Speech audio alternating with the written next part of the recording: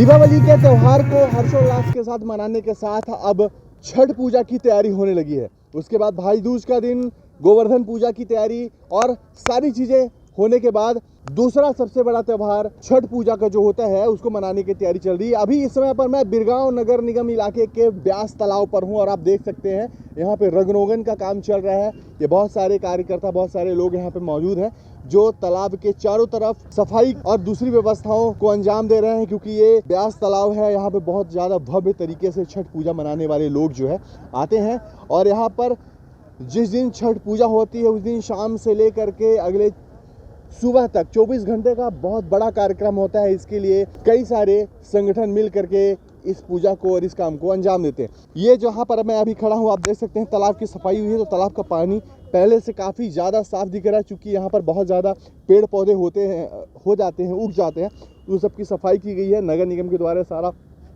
काम सब करवाया गया और अभी जो रंग रोगन का काम चल रहा है, तो देखिए ये बच्चे लोग यहाँ पे रंग रोगन का काम कर रहे हैं। देखिए ये बच्चे रंग रोगन का काम कर रहे हैं। यहाँ पर जो ये सीढ़ियाँ दिख रही हैं, यहाँ पर सारे वो लोग जो लोग छठ पूजा के दिन यहाँ पर नहाएंगे, अर्घ देंगे, सारी चीज़ें वो लोग यहाँ पर रहेंगे। इन सारी चीज़ों की देख रेख जो है तो नगर निगम बिरगांव से जल कार्य विभाग के अध्यक्ष इकराम अहमद जी की देख रेख में हो रहा है और इस बीच इकराम अहमद जी यहाँ पर मौजूद हैं। मैं उनसे सीधे बात करता हूँ। यहाँ पर रंग रोगन का काम चल रहा है, साफ सफाई चल रही है, कितनी तैयारी बची है और कितना हो चुका है और यहाँ के बारे में बताएं। ब्यास तालाब का एक्चुअली लगभग सफाई का काम 90% हो चुका है और निगम की तरफ से हम ये व्यवस्था करते हैं कि यहाँ के तालाब की सफाई और पुताई काम नगर निगम के द्वारा किया जाता है, हमारी निगरानी में होता है।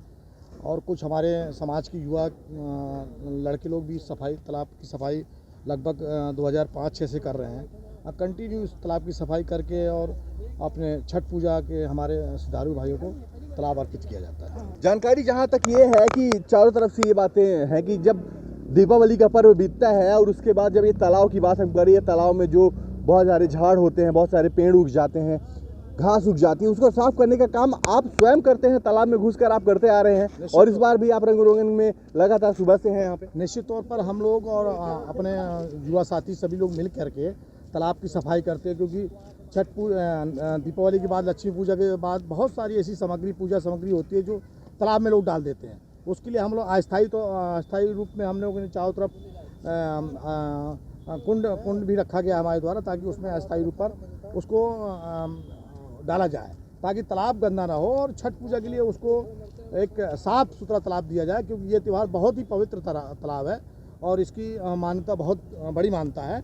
तो इस हिसाब से हमारे पूरी युवा साथी मिल करके तालाब की सफाई करते हैं और ये तालाब की सफाई लगभग हम लोग 2005 से कर रहे हैं। अच्छा ठीक है। यहाँ पे बहुत बड़ा कार्यक्रम भी होता है जो रात भर कार्यक्रम चलता है। शाम को 6 बजे से अर्घ देने के बाद सुबह जब महिलाएं आती हैं तो कार्यक्रम क्या होता है और कितनी संख्या में लोग रहते हैं यहाँ पे? यहाँ पर हज़ारों की संख्या में लोग आते हैं। पहले ऐसी संख्या नहीं थी। जब लगभग 92-93 से यहाँ पर तालाब में छठ पूजा चालू हुई, उस समय से ये प्रतिवर्ष संख्या बढ़ती चली गई। अब यहाँ पर धार्मिक कार्यक्रम भी होते हैं जो रात भर चलते हैं और जो हमारे छठ व्रतधारी होते हैं वो शाम के लगभग 2 बजे से 30 तारीख को आ जाएंगे। वो 2 बजे से और दिन डूबेगा, जैसे ही दिन डूबेगा तो हमारा जितने भी व्रतधारी परिवार है वो वापस चला जाएगा। फिर वो रात 2-3 बजे से फिर आएगा और सुबह जब सूरज निकलेगा तो अर्घ देके और फिर अपने घर के लिए रवानगी लेते हैं। चलिए ठीक है, तो पूजा पाठ की बात होगी, लेकिन इस ब्यास तालाब की जो हम बात करें, इसकी साफ सफाई और सारी चीज़ें की बात करें तो काफ़ी एक इलाका अगर हम कहें तो एक साइड से ये पूरा बना हुआ है जहाँ पर ये सीमेंटेड है, लेकिन काफ़ी ज़्यादा इलाका जो है तो अभी यहाँ पर बचा हुआ है जो मिट्टी का है, वहाँ पर चूना डलवाया गया है, वैसी व्यवस्था बनाई गई है। लेकिन जब लोग यहाँ पर नहाएंगे तो उनके वो बहुत ज़्यादा कीचड़ और सारी चीज़ हो जाएगी, तो ये अधूरा छूट गया है। इसका क्या कारण रहा, इसको क्यों नहीं बनवाया जा सका? एक्चुअली इसका सबसे बड़ा प्रॉब्लम ये है कि तालाब जो है, तालाब का जो पानी का हिस्सा है वो शासकीय है और तालाब के चारों तरफ जो पार का हिस्सा है ऐसा कहा जाता है कि वो प्राइवेट है। जब हमने उसको पार के पचरी बनाने का प्रयास किया या बनाने की कोशिश की, तो एक जो जिनका तालाब है, जिनके नाम से दर्ज है पचरी, वो आगे आपत्ति करते हैं। तो ये आपत्ति की वजह से हम आगे उस तालाब को सुंदर नहीं बना पा रहे हैं। लेकिन मैंने माननीय सीएम साहब से भी कई बार इसके बारे में निवेदन किया है। माननीय विधायक महोदय भी लगे हुए हैं, महापौर जी भी लगे हुए हैं। पिछले बार अभी कॉलेज के उद्घाटन में सीएम साहब आए थे, उसमें भी हमने निवेदन किया है कि तालाब को प्राइवेट की हटा करके उसको शासकीय किया जाए और एक चौपाटी का रूप दिया जाए। जिस तरह आपने तेलीबांधा मनी ड्राइव को दिया है, उसी तरह आज अगर बिरगांव, क्योंकि ये बिरगांव निगम के हृदय स्थल में तालाब बसा हुआ है, लगभग 5 से 7 एकड़ में बना हुआ है। बिलासपुर हाईवे नेशनल से जुड़ा हुआ तालाब है। अगर इसको आप सरकारी तालाब बना दिया जाए तो निश्चित तौर पर एक अच्छा सुंदर तालाब ये बन सकता है। अब आपने सुंदरीकरण की बात की, अब सीएम साहब के उस प्रोग्राम की भी आपने चर्चा कर दी, तो इससे जुड़ी एक और चर्चा है जो पूरे के पूरे नगर निगम में बड़े जोरों शोरों से चल रही है। लोगों का ऐसा कहना है कि जिस तालाब के सुंदरीकरण की बात इकराम अहमद जी कर रहे हैं, मुख्यमंत्री जी से उन्होंने चर्चा की, जब बीजेपी का शासन था, यहाँ पे बीजेपी के महापौर थी, तो वो इसका सुंदरीकरण करवाना चाह रहे थे, लेकिन इकराम अहमद जी ने ही कोर्ट से स्टे ले लिया था और अब वो खुद इसको तुड़वा करके अपना क्रेडिट लेना चाह रहे हैं। तो इसमें कहाँ तक सच्चाई कि ये क्रेडिट वाला खेल है कि इसमें सही तौर पर पहले वो काम करना चाहते थे, अब आप काम करना चाह रहे हैं? सुंदरीकरण की जो बात है, ये प्राइवेट अगर है तो क्या शासकीकरण इसका हो सकता है? ये सही में हृदय स्थल होने के साथ साथ इस इलाके का सबसे आकर्षक क्षेत्र बन सकता है, ऐसा हो सकता है क्या? निश्चित तौर पर तालाब को अगर सुंदरीकरण किया जाए तो एक अच्छा तालाब, सुंदर तालाब बन सकता है। रही बात इसके पहले जो महापौर थी, उन्होंने ऑन रिकॉर्ड अगर अपन बात करें तो 2015 में 75 लाख रुपए यहाँ के सुंदरीकरण की आया था।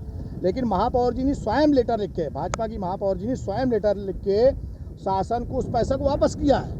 मेरे पास ऑन रिकॉर्ड है।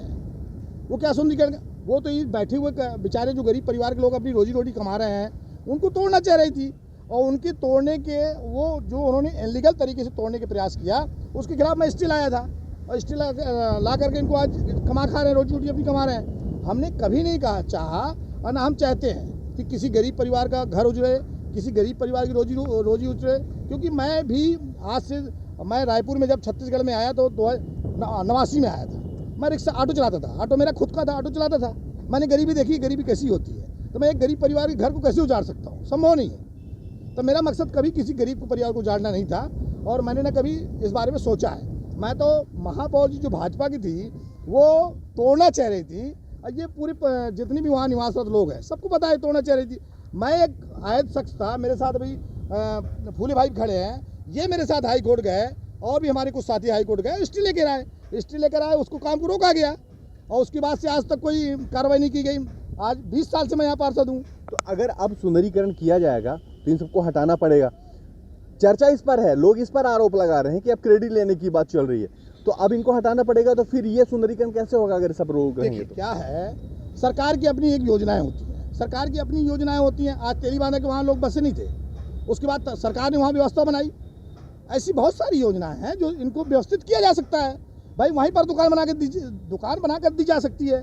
सरकार के पास बहुत सारी योजनाएं रहती हैं। हमारा मकसद कभी ना, मेरा मकसद रहा ना कांग्रेस पार्टी का कभी मकसद रहा कि किसी गरीब की रोजी रोटी में लात मारी जाए। हम कभी सोच नहीं सकते। अगर ऐसी कोई नौबत आई तो सरकार अपनी योजनाबद्ध तरीके से अपना काम करेगी, तालाब को सुंदर करेगी, और किसी गरीब का घर भी नहीं तोड़ेगी। ये मैं आपसे वादा कर रहा हूँ। बिल्कुल ठीक है। देखिए, ये ब्यास तालाब है, नगर निगम बिरगांव इलाके का सबसे हॉटस्पॉट इलाका आप कह सकते हैं, जिसे यहाँ का हृदय स्थल भी कहा जाता है। इस तालाब में, अभी ब्यास तालाब है, यहाँ पर जो छठ पूजा होने वाली है उसमें इस तालाब का कितना महत्व है, उस दिन की भीड़ से आप अंदाज़ा लगा सकते हैं कि हर साल जितनी भीड़ होती है, और इस बार जो तैयारियां चल रही हैं उन तैयारियों को देखते हुए आप अंदाज़ा लगा सकते हैं कि इस तालाब का कितना महत्व है। और अगर इस तालाब का सुंदरीकरण होगा तो इसके पहले का जो प्रयास था वहाँ पे तोड़ने की जो बातें चल रही थी, लेकिन इस बार के इस काम के लिए जो वादे किए जा रहे हैं, तो वादे ये हैं कि भाई सबको पहले सही जगह और सही व्यवस्था की जाएगी, उसके बाद इसका सौंदर्यीकरण किया जाएगा। जिस तरीके से रायपुर के तेलीबांधा में जो लोग तालाब की मेड़ पर बसे थे उनके लिए वहाँ पे आशियाना बनाया गया, वहाँ पे घर दिया गया, वो बहुत ही ज़्यादा आकर्षक केंद्र है। वैसे ही कोई व्यवस्था यहाँ पर करवा दी जाएगी और ये सारी चीज़ें बहुत बढ़िया बन जाएगी। फिलहाल छठ पूजा की तैयारी चल रही है, और छठ पूजा की तैयारी में लगे हुए ये सारे के सारे लोग, जो लोग इसका रंग रोगन का काम कर रहे हैं, ये बेहतर तौर तरीके से सारी चीज़ें चल रही हैं।